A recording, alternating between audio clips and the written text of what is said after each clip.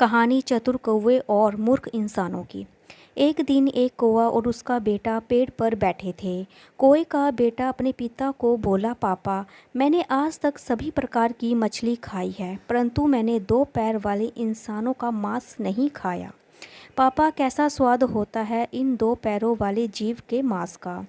कौवा बोला, आज तक मैंने जीवन में 3 बार इंसानों का मांस खाया है, बहुत स्वादिष्ट होता है।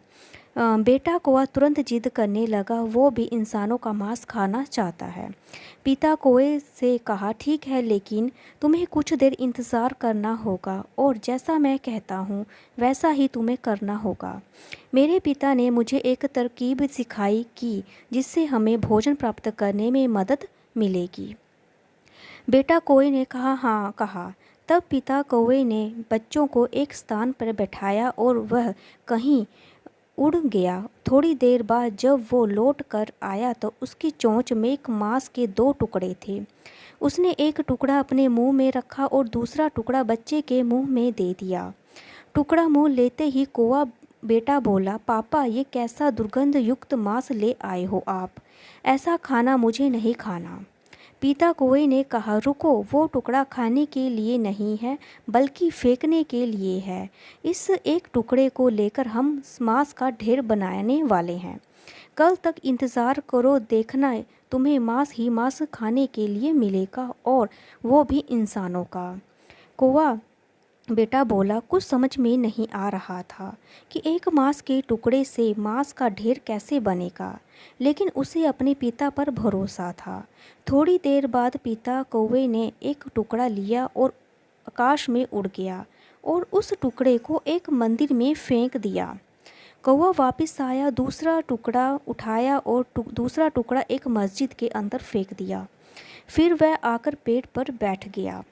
पिता कौवे ने बेटे से कहा, अब देखना, कल सवेरे तक इंसानों का मांस खाने को जरूर मिलेगा।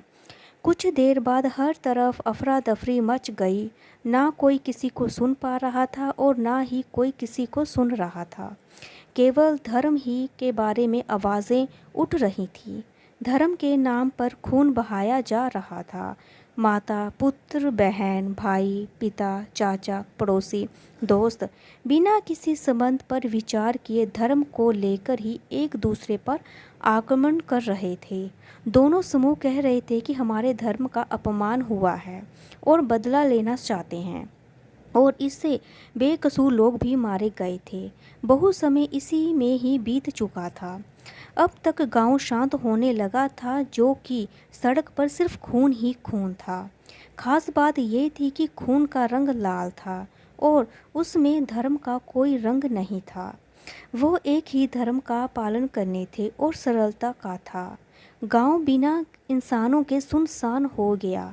हर तरफ एक भयानक सन्नाटा छाया हुआ था। इस चक्कर में केवल 2 प्राणी जीवित रहे। वो पेड़ पर बैठे थे, 2 कौवे। अब कौवों को इंसानों का शिकार करना सीख गया था।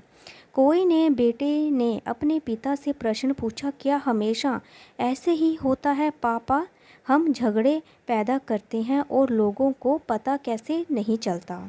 पिता कौवे ने कहा, ये मूर्ख लोग कभी अपना धर्म नहीं जानते। इंसानियत पीछे रह जाती है और वो जो नहीं करना चाहते वो करते हैं, और हम जैसे उनका फ़ायदा उठाते हैं।